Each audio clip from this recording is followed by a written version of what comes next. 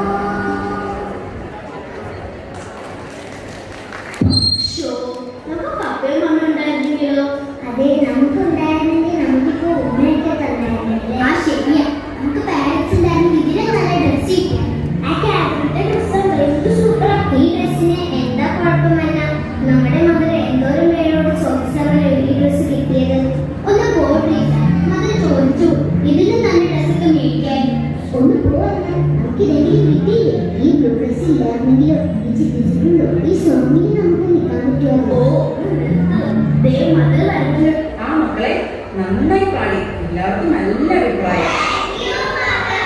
ശരി മക്കളെ, നമുക്ക് പോവാം. സിസ്റ്റർ കാത്തിരുന്ന് മടുത്തതാണ്.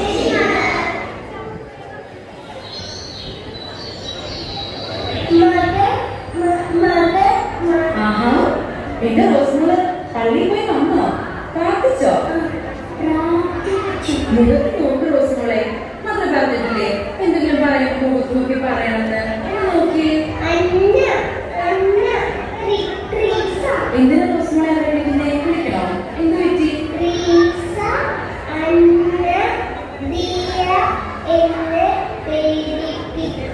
ആണോ റോസ്മോളെ?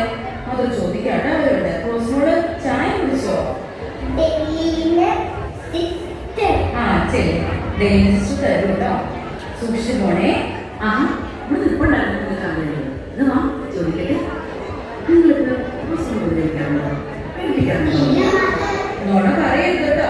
ഈശോയുടെ കുട്ടികളല്ലേ നോണ പറയുന്നത്.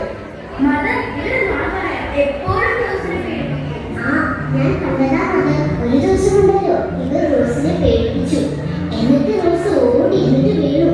എന്റെ കർത്താവേ, ഞാൻ എന്തായി കേട്ടത്? അപ്പൊ നിങ്ങൾ കാന്താരികളെ ഞാൻ ഞാൻ പറഞ്ഞില്ലേ പല പ്രാവശ്യം ഈശ്വരന്റെ കുട്ടികൾ നുണ പറയില്ലാന്ന്. മദർ ഒരു കുഞ്ഞു മലയുടെ കഥ പറഞ്ഞില്ല. ഒരിക്കൽ സ്വർഗത്തിലെ ഒരു കുഞ്ഞു മലക കുഞ്ഞു നുണ പറഞ്ഞു. ഉദാഹരണ ദൈവം ഒക്കെ ദേഷ്യപ്പെട്ടുകൊണ്ട് ചോദിച്ചു, നീ നുണ പറഞ്ഞോ? മലക പേടിച്ചു പോയി. മലക പറഞ്ഞു, ദൈവമേ അറിയാതെ പറ്റിപ്പോയതാ, ഈ തവണ ക്ഷമിക്കണേ. പക്ഷെ ദൈവം ക്ഷമിച്ചില്ല കേട്ടോ. കുഞ്ഞു മലകൾക്ക് ഒരു ശിക്ഷ കൊടുത്തു ദൈവം. എന്താണെന്നറിയോ? നീ ഭൂമിയിൽ പോയി ആരെ ദ്രോഹിക്കാതെ ആരോടും നുണ പറയാതെ ജീവിച്ച് നീ തിരിച്ചെടുത്തോട്ട് വാ. അങ്ങനെ പറഞ്ഞുകൊണ്ട് ആ കുഞ്ഞു മാലാഖയെ നമ്മുടെ ഭൂമിയിലേക്ക് അയച്ചു. ഇതുപോലെയുള്ള മാലാഖമാരെ നമ്മുടെ കൂട്ടത്തിലുണ്ട് കേട്ടോ.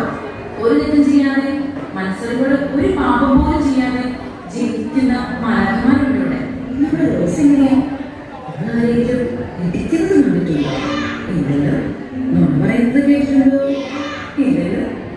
അപ്പൊ ഞാൻ പറഞ്ഞ സ്വർഗത്തിലെ മാലാഖ റോസ്മോളായിക്കൂടെ? അങ്ങനത്തെ കുഞ്ഞുങ്ങളെ നമ്മൾ ഉപയോഗിക്കാൻ പാടില്ല. മനസ്സിലൂടെ ഒരു പാപം പോലും ചെയ്യാത്ത ഒരു കുഞ്ഞു മാലാഖയല്ലേ നമ്മുടെ റോസ്. അതുകൊണ്ട് ഇനി അവൾ ഉപദ്രവിക്കരുത്. കേട്ടല്ലോ? ഇനി പേടിപ്പിക്കുകയും ചെയ്യരുത്. നമ്മളല്ലാതെ റോസ്മോൾക്ക് വേറൊരു ലോകവും ഇല്ലാന്നേ. നിങ്ങളെല്ലാവരും നല്ല കൂട്ടുകാരെ തന്നെ വളരണം കേട്ടോ? അബൂബക്കറെ, മരത്തിലേക്ക് മീൻ വേണം കേട്ടോ. എടാ ഞാനിവിടെ ഉണ്ടടാ, നീ കാണുന്നില്ലേ? നീ വന്നിട്ട് എന്നോട് പോകോ? എടാ ഞാനിവിടെ നോക്കി കാണിക്കുന്നുണ്ട്, നീ കാണുന്നില്ലേ?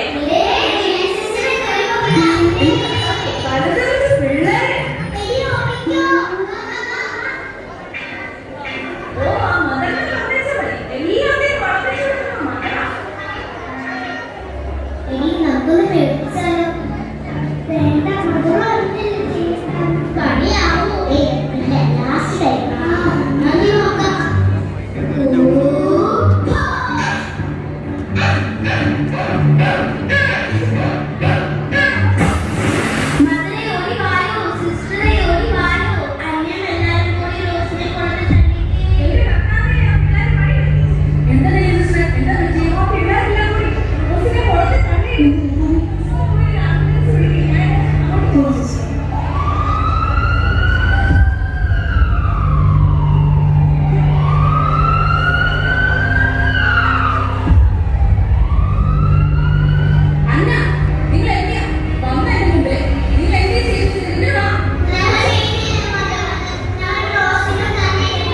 നിങ്ങൾ തള്ളിയിടാണോ കുട്ടി കുളത്തിൽ പോയി വീണത്?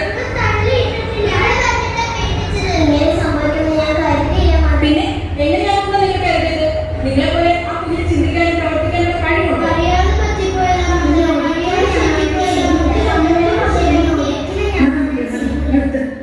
മദർ മനസ്സിലായി. നിങ്ങള് റോസിനെ തള്ളിയിട്ടിട്ടില്ല. പക്ഷെ നിങ്ങൾ പേടിപ്പിച്ചിട്ടാണ് റോസ് ഓടിയതും കുളത്തിലേക്ക് വീണത്. അപ്പൊ അതിന്റെ കാരണക്കാരൻ നിങ്ങൾ തന്നെയല്ലേ? എന്തിനാ മക്കളെ ആ കുഞ്ഞിനോട് നിങ്ങൾ ഇങ്ങനെയൊക്കെ ചെയ്യുന്നത്? അതൊരു പാവമല്ലേ? മദർ എത്ര തവണ പറഞ്ഞിട്ടുണ്ട് അവളെ പേടിപ്പിക്കരുതെന്ന്. ഇനി നമുക്ക് ഒന്നേ ചെയ്യാനുണ്ട്. നമുക്ക് ഈശോയോട് പ്രാർത്ഥിക്കാം. എന്താ മക്കളെ ഈ വർഷത്തെ മതബോധനത്തിന്റെ അർത്ഥവാക്യം? പ്രാർത്ഥനയും വളരെ നമുക്ക് ഒന്നും സംഭവിക്കില്ല റോസിന്. മക്കളെ നമുക്ക് പ്രാർത്ഥിക്കാം.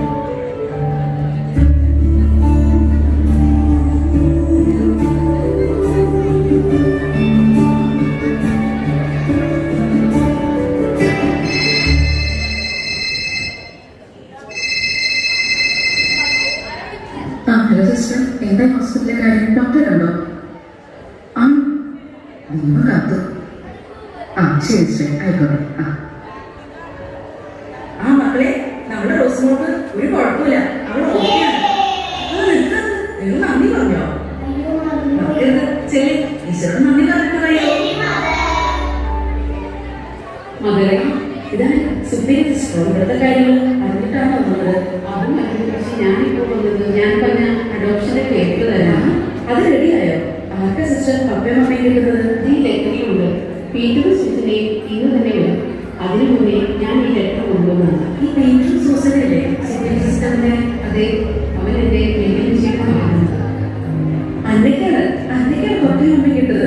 അവിടുത്താണ് ഈ കൂട്ടത്തിന്റെ ഒരുപാട് ആളുകളുള്ളത് പപ്പയെ അമ്മയെ കിട്ടാനായിട്ട്. പിള്ളേരുടെ അവരെയും വിളിക്കും. ഞാനൊന്നും കാണട്ടെ സിസ്റ്ററെ. അവരിപ്പോ തന്നെ എഴുതാൻ പേടിയുള്ളത്. അവർ വഴക്കുറയ്ക്കാനൊന്നുമല്ലേ. ഞാൻ ഇപ്പൊ വിളിക്കാം.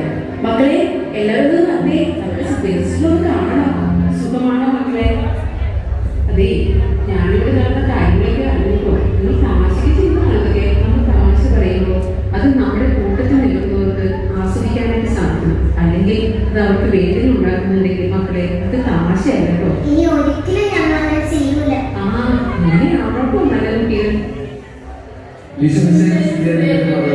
ഇപ്പോഴും ശരിയായിരിക്കട്ടെ. ഞാൻ പീറ്റർ, ഇതെന്റെ വൈഫ് സൂസൻ.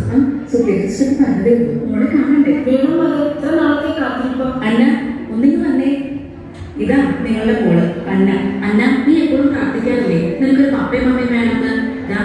നിനക്ക് ഈശോ തന്നതാ ഈ പപ്പയും അമ്മയും. മോൾക്ക് സന്തോഷായില്ലേ? വേണ്ട വേണ്ട, എനിക്ക് ഇവിടെ നിന്നാ മതി. മക്കളെന്നെ ഇവിടുന്ന് പറഞ്ഞു വിടല്ലേ. അന്ന, നീ ആഗ്രഹിച്ചതല്ലേ? ഈശോ നിനക്ക് തന്നതാണ്. പോളെ, നീ പോകണം. ഞാൻ നിനക്കൊരു ഉറപ്പ് തരാം. നിന്റെ ജീവിതത്തിൽ ഏറ്റവും നല്ല പപ്പയും അമ്മയും ഇവർ രണ്ടുപേരും. എന്താ മോളെ, ഞങ്ങളെ ഇഷ്ടായില്ലേ? ഇഷ്ടമാണെന്ന് തന്നെ ആന്റി. എല്ലാവരെക്കാളും പപ്പേനെ അമ്മേനെ ആഗ്രഹിച്ചത് ഞാനാ. പക്ഷേ ഇപ്പൊ എനിക്ക് അങ്ങനത്തെ ആഗ്രഹമൊന്നുമില്ല.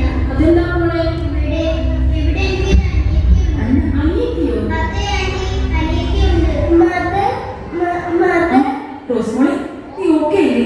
ഇവിടെ എന്റെ റോസ്.